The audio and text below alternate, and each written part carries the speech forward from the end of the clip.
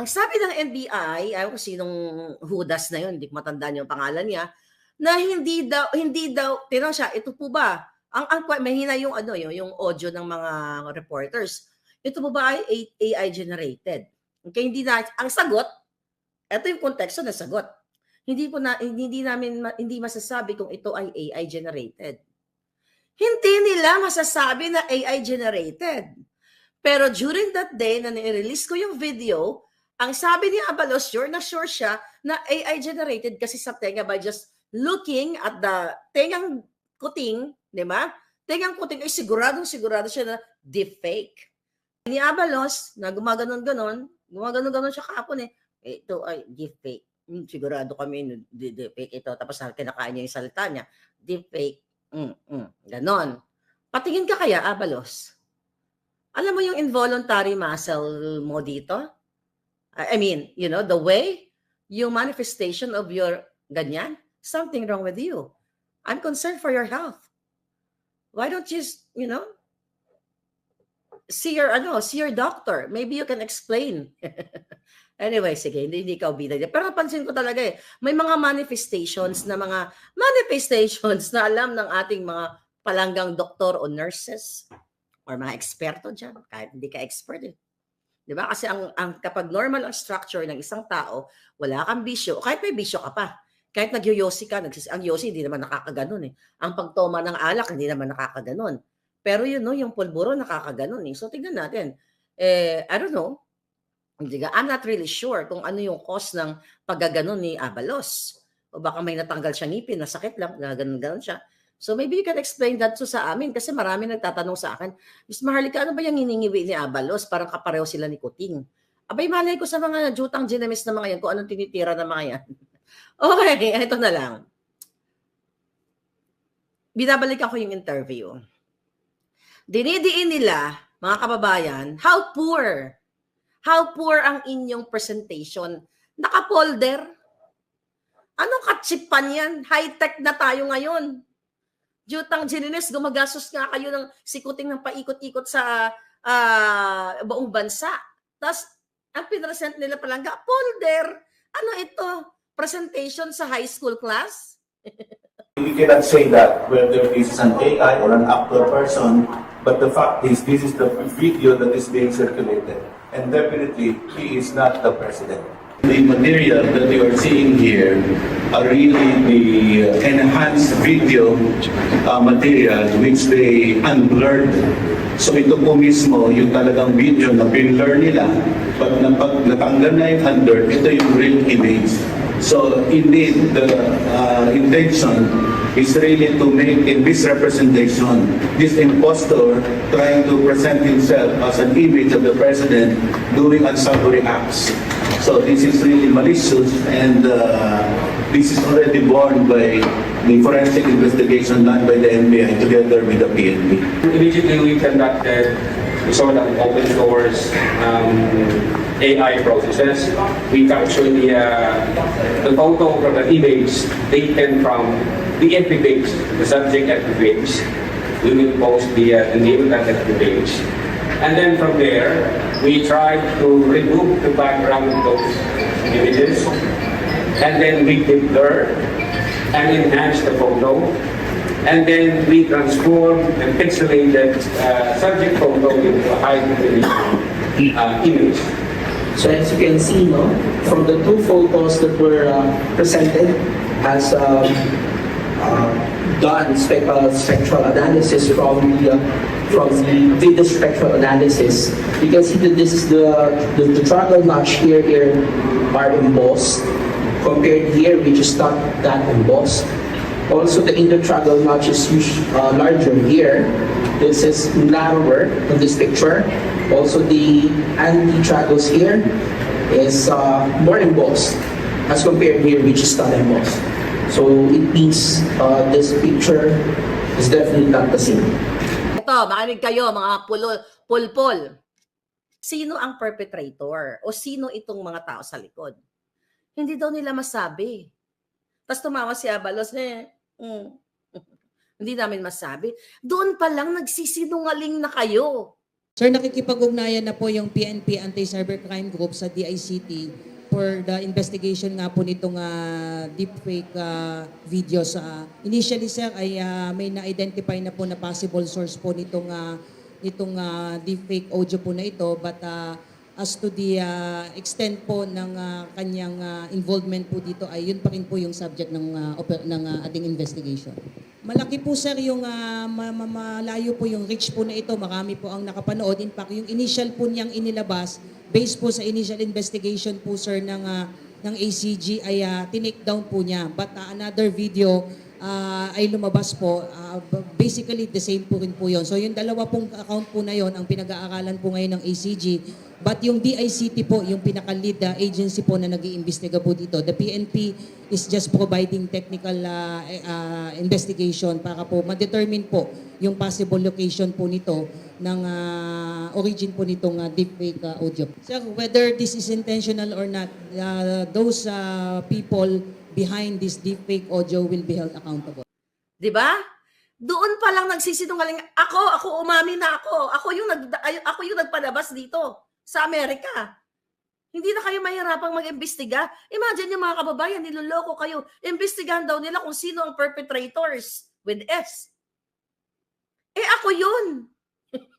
Ako yung tinutukoy nila. Ayaw nila akong pangalanan. Bakit? Ayaw yung malaman ng taong bayan na may isang maharlika na naglakas ng loob na i-present ang video ng isang mama. Yeah, si Jojo de Guzman Connect TV. Ayan, thank you. Sabi ni Elizabeth. Di ba, tinanong, doon palang sinungaling kayo eh. Simple question that you know already kung sino ang nag-play ng video. Hindi nyo masagot. Abogado, DILG, SOJ, lahat kayo mabuhakan ng GNMSO. Hindi nyo masagot. Ako ang nag-play. Sinungaling, doon palang napakanuknukan yung sinungaling. Hindi iimbestigahan pa namin. Really? Nagkaroon kayo ng picture-picture doon, dinikit-dikit nyo sa folder, facial chuba-chuchu. Nag-base kayo doon sa picture, sa screenshot doon sa video. Tapos mamaya, let's talk about the facial reaction, the facial features. Tanungin ko kayo mga kababayan, tinanong ng isang reporter, si Abalos at lahat ng mga kinapon na parang mga kuting, okay? Sino ang nag-upload? Sino ang perpetrator? Imagine mo, hindi nila masagot kasi iimbestigahan pa daw. Hoy, itong mukhang to ang nag-upload. Ha? Ako ang nag-upload. Huwag kayong magdamay-damay na kahit sino dyan sa Pilipinas na hahabulin ninyo. Mga kababayan, gusto nila kayong pigilan. Hahabulin ang lahat ng nag-upload. Ito ay adiktador. Mga polis na matitino, mga AFP, ito ba ang gusto nyong ibigay sa Pilipino na lahat ng nag-share lang naman ay kakasuhan ninyo panggigipit, pang-adiktador yan. Ako ang kasuhan ninyo kung ako ay may na-violate na crime eclabush na sinasabi ninyo. Ako ang nag-upload at nag-present dito sa Amerika. Doon pa lang, nuknukan kayo ng sinungaling. Diba? Nuknukan. Hindi nyo na kailangan gumastos ng taong bayan para mag-create ng mga task force. Ako, di ba sabi ng DND, makipag-connect sa Amerika, edi go. Anong crime ang violate ko? Ang sabi ko lang naman, mga kababayan, eto po ang mama. Kayo na ang humusga. Sabi ko sa inyo, 3 days, Abalos, kayo lahat. Makipag-connect na kayo sa Amerika, dali. Putang ina nyo, lahat na lang kayo pananakot, mga ginayupa kayo. Mga pulis, lalo na kayo mga pulis na hindi naman high-ranking officials, eto rin po ang gagawin sa inyo. Mga Katoliko, lahat ng religious group, eto rin ang gagawin sa inyo kung nagkataon na nasa posisyon to kayo. Okay. Bakit sinungaling? Mga kababayan, palanggingging, okay? Nag-focus sila sa tenga. Okay? Wait. Sabi ang tenga, ganito, yung pina, yung lobe, eclabush. Unang-una, pull kayong lahat. Kung totoong nag-forensic investigate kayo. Ang pag-detect kahit isang ordinaryong Pilipino, teka, may ano lang ako, may gugurgurin ako. Favorite kong manggurgur ngayon, isa lang. Okay. Ngayon, mga palaga, ang pag-detect, nanonood ako ng mga forensic, di ba sabi ko sa inyo, favorite show ko yan, di ba? Oh, favorite show natin yan. Nanonood tayo ng mga forensic investigative. Oh. Okay, eto na. Nag-focus sila sa tenga. Kung gusto mo ipakita sa taong bayan dahil sinasabi nila ina-underestimate daw natin ang kanilang katalinuhan, talaga naman ang katalinuhan nyo, hindi katalinuhan, kasyungaan. 7 feet below the ground ang inyong kasyungaan. Why? Facial forensic, hindi lang po nag-a-attribute sa tenga ng tao. Okay? At yung sinasabi nila, mahirap talagang what? Mahirap talaga i-compare ang tenga kasi moving yung video. Video, definitely moving. Pero mga kababayan, okay, ayon sa ating pagsasaliksik, okay, kapag gumawa ka ng forensic investigation regarding sa facial nga Bakit? Dapat airshal lang. Airshal lang, di ba? Ear lang Airshal. Facial. Ibig sabihin, lahat ng features kasali. Kasali ang eyebrow. Bakit hindi nyo sinabi ang eyebrow magkapareho? See, mga kababayan? Oy, may mga eksperto ba dito sa forensic? Bakit hindi sinali? Ang sabi kasi dito, kapag undergo ka sa forensic investigation in terms of facial features, dapat kasali ang shape ng mukha, okay, ang ilong. Bakit nyo hindi sinabi ang ilong na magkapareho? Bakit hindi nyo sinali sa inyong forensic? Bakit tenga lang? Ha? Bakit tenga lang? Bakit hindi kasama ang ilong? Ang bibig? Di ba? Sabi ko nga yung mga dito. Okay? Bakit hindi kasali yan, mga palangga? At kasama dapat sinusukat yung face. Sinusukat pala yan, palangga. Okay? Yung proportion, kung proportion ang mukha, i-compare mo sa kabila at sa kabila, yung kino-compare nilang photos. Pero actually, ang dami nag-send sa akin ng mga pictures ngayon sa email na iba-ibang picture ni Kuting. At iba-iba rin ang size ng tenga niya. I'll just show you something. Okay? May nag-send sa akin. Okay? Tama nga naman. Okay? Sabi dito, ito. Ano to? High's Life. Okay. Ayan siya, di ba? Oh, ayan. Okay. Ngayon may nag-send sa akin. Ano to? Oh, yung tenga niya. Ayan yung picture niya. Tenga. O, di ba? Kung dyan tayo magbe-base sa picture na yan, tingnan yung tenga. Okay. Tapos ito naman ang tenga. O, di ba? Iba rin. Oh, tingnan yung tenga niya. O, ayan. Tenga. Okay. Ito pa tenga niya. O, iba din ang shape ng tenga niya dito. O, dyan mo makikita. Iba-ibang picture. Bata-bata pa siya dito. Ayan yung tenga. Kung dyan tayo magbe-base, o, yan yung tenga. O. Tapos ito yung tenga. Di ba? Ibang shape. O, iba ang shape. Iba rin ang shape. Iba-ibang picture actually. Iba-ibang tenga. Okay? Ganito lang sa atin. Mga palangga, alam ko na hindi kayo kasing syunga ng mga taong nasa gobyerno ni Marcos Jr. Okay? Anong titignan mo? Dapat in-explain ninyo. If you want thorough forensic investigation, you consider the age. Dapat discuss ninyo. Itong picture na ito, ang tansya namin, this was taken sometime in 2010, 2012, o baka noong 2012, nung time na Mike tumakbo, na certain Daza sa Bedea, na si Marcos Jr. at si Maria ay nag-chuchongkiar o nagsingot, di ba? Pwedeng ganon. So titignan mo yung age. You consider that age, mga palangga. And you consider also the weight ng tao, di ba? Definitely, pag ako, tumaba ako, gumanyan ako, di ba may isang bayaran dyan na lumobo sa kalalamo ng pera ng bayan? Definitely, mag-iiba ang facial expression mo. Feature mo. Nung bata ako, ganun ako, para isang bulati na hindi pumipirma sa akin, payat. Ganyan talaga ako. Pero pag tumataba ka, pwede kang gumanon. Kung kakalamon mo sa kaba ng bayan, gaganyan ka. Di ba? So, yun yung i-consider mo. Huy, ano nangyayari sa inyo? Tagang kinapon kayo ni Lisa, no? Nataranta kayo. Eh, sinabi ko lang naman, mama. Hindi ko naman siya pinangalanan na, mga kababayan, ito na po si Ferdinand Marcos Jr. Wala naman ako sinabing ganun. Ang reaction, tinanong ko yung mga panangga ko, ano ang, bahala na kayo ang mag-react. It just so happened na sumisigaw sila ng Marcos, bangag. Marcos, bangag. Okay? Next, ano pa yung i-consider mo? Alright, dapat in-explain nyo yung clothing. Yung suot niya, pagsusot niya ng damit, yung buhok. 'Di ba? Yung buhok. At dapat, base sa forensic research natin, mga kababayan, hindi ka lang magbe-base sa isang picture. You get series of different pictures para i-compare mo. Eh, mga buha ka ng Genemin, isang picture lang, tapos tenga lang. What is the purpose of this?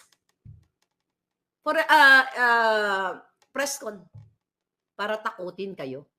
Para takutin ang taong bayan na wag i-share at hindi malaman kung ano ang ginagawa ng isang mama sa video na pinlay ko dito sa Amerika. Senator Amy, bakit hindi mo sabihan ang iyong kapatid, may nag-comment lang, na magpahinga na siya kasi alam mo na ang kapatid mo, ikaw na rin mismo nagsabi, di ba? Sa mga private gathering, na alam mo, ang kapatid mo ay pulboronic. Huwag na tayo magsinungaling, Senator Amy. Naku, mapupuruhan ka dito. Hindi pa siya sasalita. Mapupuruhan ka sa taong bayan, damay ka dito. Kasi binudol mo yung taong bayan eh. Ano yung tools? Ano yung tools, Abalos, na sinasabi mo kahapon na ito ay AI? Hindi nyo nga ma-mention what kind of app? Anong level of whatever technology ang ginamit? Pareho ang ginawa nila. Zoom in, zoom out, Wala naman silang ginawang high technology. Picture parang sa folder. Sabi ko nga, pang-elementary ang reporting ninyo. Nasaan yung technology na sinasabi ninyo? Malisyoso at ulitin ko bakit daw ito sinewing sa Amerika? Ulitin ko. Dito ako nakatira sa Amerika at ako ay Filipino-American. Okay? Ngayon, you mean, ulitin ko, kailangan ko pa umuwi ng Pilipinas para ihain ko yung sarili ko sa inyo para gurgurin niyo ako? Bigla namang lumitaw itong controversial na video nito. Yan. At kumakalat, lumalalim, hindi natatapos. So yung pag-aalala dyan ay nandoon. Opo. Paano ngayon halimbawa, yung palagay mong sa sinasabi ng ating mga cabinet members na hindi totoo ito. Opo, Ito'y peki lang ito. Ngunit yung proseso ng ganong klaseng pagpapaliwanag nakapagbibigay lamang ng lalong pagdududa eh. Kasi ang nangyari, lalong lumawak ang usapin. Ngayon, ang nakakatakot dito, yung magkakaroon tayo ng pagkakabahabahagi bilang mamamayan. Ngayon, paano tayong mapapanatag kapag nagkaroon uli ng yung disunity ng ating mga kababayan? Opo. Lalo pa nga sinasabi ko meron pa raw sila mga susunod na video pa na ilalabas. Ayun nga yung medyo nakapagbibigay ng ng takot. Sabihin mo na hindi lang pag-aalala, kung minsan matatakot ka na sapagkat ang usapin dito ay yung interes ng ating bansa. May pa-suspense pa no? Ano yung mabuting gawin, Jen? Kung Paano nga ito matutuldukan, Kong? Kailangan matuldukan at kapag ka tinuldukan mo sana yan, kailangan mabilis. At halimbawa, hindi mamamatay. Naniniwala ka bang mamamatay ka agad yung usapin? Kasi sabi ko nga sa inyo kanina, ang nilalatag kong proposition dito ay yung interes ng ating bansa. Kailangan kasi matuldukan ng madalian. Effectively. Ibig sabihin, pagka in-address mo talaga yan, pagka nakita nila na ang ginawa mo ay ganito at nakita ang makatotohanan na pagbibigay linaw dyan, biglang mamamatay yan eh. At hindi na pag-uusapan yan. Yun ang gusto ko sanang mangyari, Jen. Pero droga ang ipinaparatang ko. Wala namang ibang kaparaanan na pwedeng gawin sa siyensya. Ay di drug test, Kong. Ayun yun lang ang pwedeng magtugon dun. Palagay ko, dapat ganun ang gawin ng Pangulo dyan. Ganun ho ba? Pero hindi siya po ang magpakita ng mga batayan sa ipinaparatang laban sa kanya. Hindi yung Generally, ganun. pinaratangan, di ba? Oo. Ngunit yung pagpapatunay at obligasyon ng pagpapatunay, nagsisip yan din eh. Okay, Ang okay. nangyari kasi, nung una, matagal na itong usapin na to eh. Wala namang nagbibigay ng paliwanag tungkol dyan eh. Basta Opo. lumalaki na lang, usap-usapan, hindi mamatay-matay. During campaign pa kung. Pero wala naman. Ngunit ngayon, may lumitaw na isang controversial na video. Okay, Sa mga oo. page, yung burden of proof o yung obligasyon ng pagpapatunay, Oo. nagsip na sa panig ng Pangulo. Baka Ang sinasabi mo, baka mamaya, kaya dineded mo na lang, sabi ni Nelson, dahil wala namang kakwenta-kwenta yan. Di ba? At saka hindi mas... Kaya nga sinasabi natin, ano ba yung pinakamadali? Ano ba yung direktang measure na dapat gawin dyan Oo. para yung kontrobersya na yan mamatay kagad? Ang sagot na lang talaga dyan, walang iba kundi drug test. Para mapabulaanan mo, ako, limbawa sa akin, para mapabulaanan ko na ako'y malinis sa drug use, sa paggamit ng illegal na droga. Palagay ko dyan, oo nga, pero dahil nagsip ang burden, kinakailangan kong magpatunay at siguro yung pinakamabilis. Kasi yung ibang mga bagay na gagawin mo, maaaring matagalan na proseso bago mo masiguro matuntun yun, nagkasanga-sanga na ang mga pangyayari. Ayokong tumagal kung ako. Ganun. Maaaring magiging resulta nito. Aha. Kaya madali ang dapat. Kaya kung drug test ang kinakailangan, palagay ko kailangan sumailalim ang ating Pangulo sa drug test. Para sa akin, Opo. yung pagdidignify, hindi na importante sa akin yun eh. Okay, oo. Kung ang itutumbas naman ang gagawin ko dyan ay kapanatagan ng aking bansa. Baka Ibig pasok sabihin, na ng babato. meron kang gagawin na mabisa, madali, at mapagtitiwalaan ng ating mga kababayan. Kapag nangyari yun, di sarado yung Oo. sarado yung usapan. Ah, Di ba? Palagay ko dyan, siguro kung kinakailangan sulatan ko ang Pangulo, kaya press na natin ng diretso. Mawalang galang na sa payo ng ibang mga advisors niya. Opo, Kasi naman. ang aking tinutukoy dito, yung madali ang pagre-resolba. Yung mabilis na maisantabi. Once and for all, i-address natin, wala na yung patumpik-tumpik para hindi tumagal, para hindi lumalim. Pagka natapos ito, makakapag-gobyerno ka ng walang hindi naman kaya... hindi ka madidistract sa iyong gawain dyan. Hindi naman kaya... Kapag sabi ko nga sa iyo, ay yung gagawin mo ay isang mabisa at mapagtitiwalaang paraan. Okay. Para sa ganun, yung ginawa nilang ito ay talagang mawalan ng saysay. Oho. So kahit na ano pang gawin mo, para kang iyong isang bata na nakalagay sa literature, the boy who cried wolf, di ba? Opo. Sinabi niya ng ganito, pinaniwalaan siya.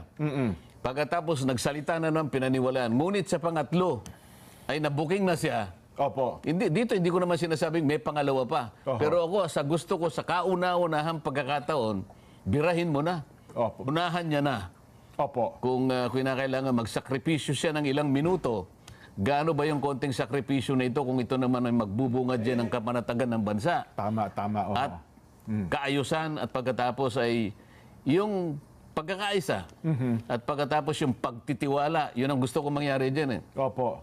Yung pagtitiwala ng ating mamamayan sa Panguluhan ay hindi lamang babalik kung hindi lalo pang darami at makakailanganin niya yon at magiging matagumpay ang kanyang administrasyon. Kaya ang aking mungkahi dyan ay magpa-drug test na lang siya. Kung ano yung pamamaraan, hindi ko masyadong kabisado. Ano ba yung pamamaraan diyan? Meron kasi urine yan, meron blood, meron yung DNA, meron ding sa part ng hair follicle. Pero ako Kung ano yung pinakamabisa. Yun ang importante. Kung ano yung pinakamabisa at kung ano yung pagtitiwalaan ng mga tao para sa ganun, kung ano man ang maging resulta, wala sila ngayong mapupuna o wala silang sasabihin na hindi totoo. Hindi. Lahat kasi kailangan ito ay conclusive. Ayun, opo. Ibig sabihin, wala nang puwang yung pagdududa. So kapag ka sumailalim siya sa isang mabisa at mapagtitiwala ang drug test, conclusive na yon. Wala nang tanungan ngayon. So magiging resulta ngayon dyan, Magiging payapa tayo. Wala nang Mahihinto na yung issue ng droga. biglang may hinto yan. Yan. Yun ang kailangan natin. Oho. Sa palagay ko, yan ang dapat niyang gawin din. Sa isang PR strategist, Nelson, expert, ano masasabi mo sa bagay na yan? Sa akin, ha? Oo. Kung ako tatanungin, Oo. hindi ako papayag. Na drug Na test? magpa-drug test yung kliyente ko. Ganon. Hindi, kasi mananalo yung kalaban ko eh, di ba? Oo. Parang it's against me, di ba? Parang ganun. Yung wala naman silang, puro salita lang. Yun, Tama yun. lamang naman na wag na niyang pansinin. Opo. Ngunit bigla ngayong nagpalitaw ng controversial video na kung titingnan mo nga, mabibigla ka. Oo. So wag na nating sisinuhin kung sino yung nagsasabi ng totoo. Oo. Ang gusto nating mangyari rito ay madali nating maayos ito sa magitan ng pagbibigay ng o paggawa ng isang aksyon na kung saan mismo ang Pangulo ang gagawa ng matinding pagpapasya na, o sige, yan lang pala ang pinag-uusapan natin eh. Opo. Sige, isa lang ninyo ako sa isang pagsisiyasat kung anumang medical ang gusto nyo at lahat ng representative, sige, isama na ninyo. Yan. Isama na ninyo at makita na natin kung sino nagsasabi ng totoo. Ayan. Ngayon, ano man ang mangyari doon, alam ko na yung kaganapan na yun dyan sapagkat pinagtibay at naging mabisa at naging katiwa-tiwala ang pamamaraan. Conclusive yun dyan. Opo. Matatapos tayo doon. Oho. So, yung kontrobersya will rise and fall doon sa pagsusuri Yeah. na ang Pangulo na mismo ang magboboluntaryo na gawin. Wala- Sa mga vloggers. Opo, opo. Kagaya ng binanggitan natin sa kanila, alam po ninyo yung pinasimulan ng aming pagtalakay ngayon. Yung background, binigay na po natin, isinasaalang-alang po natin ang katahimikan ng pagkakaisa at kapanatagan ng ating bansa. Kaya po kami nagmungkahi na ang Pangulo po ay sumailalim na rin po sapagkat yun po ang alam sa drug test, sapagkat yun po ang alam natin na mabisa at mapagtitiwala ang pamamaraan para mamatay po yung isyong ito ng mabilisan.